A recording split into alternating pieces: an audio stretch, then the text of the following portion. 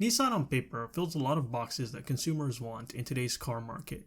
Cheaper prices, check. A lot of non-SUV, non-truck options, check. Simple design without too many unnecessary bells and whistles, check. So one has to wonder, why are they doing so poorly?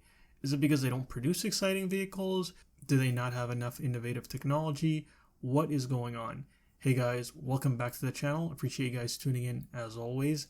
So one of the narratives that I hear a lot in the auto industry is one about automakers struggling because they do not make products that excite their customers. And usually it's in conjunction with the notion that consumers don't care about affordability as much as a lot of us would like to believe. Now, this is just utter BS in my opinion. I find a Jeep Wrangler, for instance, far more exciting than a Nissan Altima or Sentra any day of the week. But I don't even bother considering buying a Wrangler because I know where the prices are at. I haven't even checked the prices for Wranglers in a long time. All I know is whenever I'm driving to my regular gas station, I pass by and see the spare parking lot for my local Jeep and Ram dealer, and it's always overflowing with Wranglers. This isn't even the main dealership lot. This is a second lot that they rented out because of the overflow of inventory on their lots. 40% of their current units are 2024s. And this is an improvement, by the way. I think in the last video I mentioned them, they had like 60% of their units as 2024s. Now, my local Nissan dealer only has one Altima in stock. And the only reason it's still there is because it has a ton of markups. In fact, any vehicle that's piling up on Nissan's lots usually has a bunch of markups and add-ons. If the Nissan dealer wanted to clear inventory, all they would need to do is just get rid of all the add-ons and markups and everything would sell. Heck, even if they just got rid of like only 80% of their markups, that would achieve the same thing. But the point I'm trying to make here is that these boring Nissan vehicles are selling, even if you look at the overall data, and the exciting Jeep Wranglers are piling up on lots. That's the reality. Consumers care about affordability more than how exciting a car is. So with that being said, this question of why Nissan is doing poorly was a head scratcher for me when I first looked into it.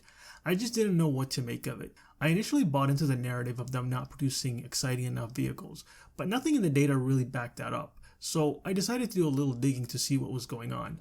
Now, let's just rewind a little bit here. For those of you who aren't aware, Nissan has been in the news lately for their struggles. For some time they were trying to merge with Honda, and by merge I mean become a subsidiary while being under the delusion that they will be co-partners, but that didn't work out.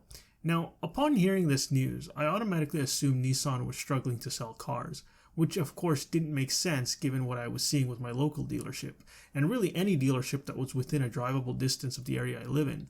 And it's not like they were giving out massive deals or discounts to lure buyers. In fact, it was the opposite. They were marking up units. So I thought, maybe it was something else, like recalls and quality issues that were the problem.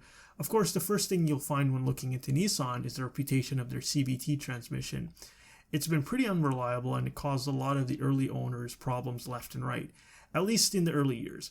But since then, I've been hearing that these issues have subsided in the more recent models. Now, I'm not a mechanic, so I can't really say if that's true or not, but I do know they're not struggling with recalls or warranty-related costs because of this transmission. Now, I do know they've adopted turbo engines with their lineup, but I didn't find anything particularly awful in their turbos compared to the turbos of other brands. So, with quality and recalls ruled out, I had to try and look into the sales numbers to see what was going on. But here's the thing, guys. Like I said, the truth is, Nissan's problems have little to do with selling cars. They actually had an increase of sales for 2024.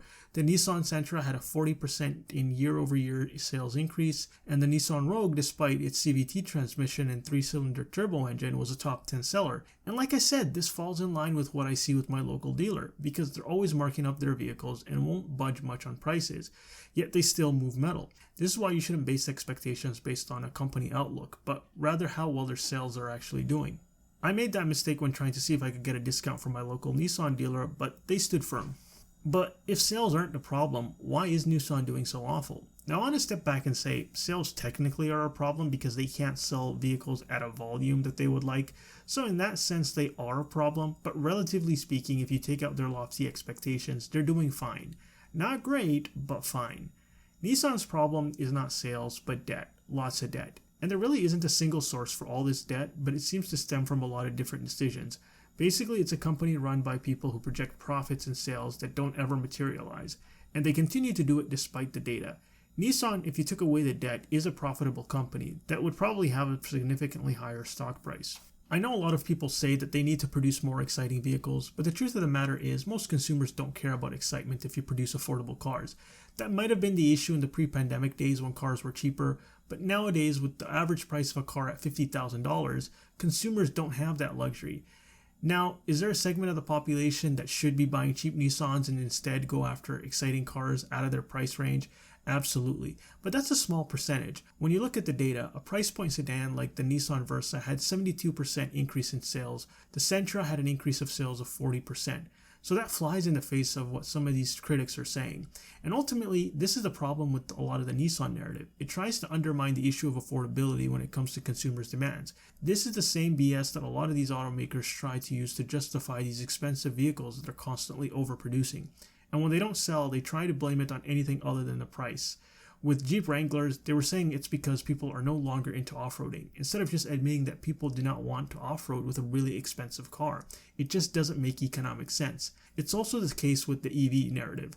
Auto companies are trying to blame the struggles of EV cars on everything and anything but price, but if they just priced them reasonably, they would get more sales. So ultimately, this narrative with Nissan seems like another attempt to pivot the main problem in the auto industry on anything other than prices. But anyways, those are my thoughts. Let me know what you guys think in the comment section below. And if you enjoyed this, make sure to click like and subscribe. I will see you in the next one.